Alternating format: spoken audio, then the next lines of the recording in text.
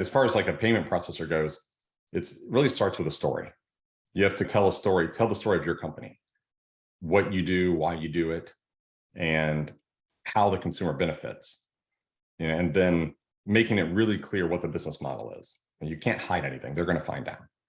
And then once that happens, the next step becomes, okay, the processor evaluates, says, okay, we can take this type of business, because sometimes they can only take certain lines of business based on their contract with their bank. So once they approve you in that way, then they start asking more questions. And then there's generally a long questionnaire that goes into more detail, financial statements, processing statements, which this just shows that you're fit as a business and also that you're not in trouble. They also check with some lists at Visa and MasterCard to see, have you been shut down?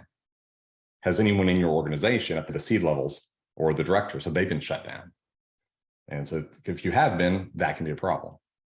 And so they dive in that way. And then once you're already processing, the communication process is more like, as you start to scale, if something big happens, like Black Friday, for example, you have a lot more sales in one day, or you launch a new product or whatever that might be, before you do that, if possible, you tell the processor. If not, if it's not possible, it just happened and you got lucky or whatever the case may be, then we need to actually talk to the processor. So we call them that very next day and say, hey guys, I know I blew past my cap or I tripled my sales yesterday.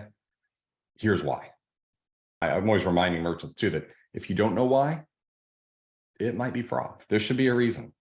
On the internet, things do happen. Sometimes you do rapidly scale for no reason, but it's not no reason. There is a reason. So you got to track that reason down. Did you get a viral video?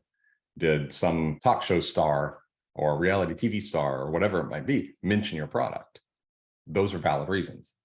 But if you cannot find one, it's almost always fraud. And we need to dig into that and figure out what happened.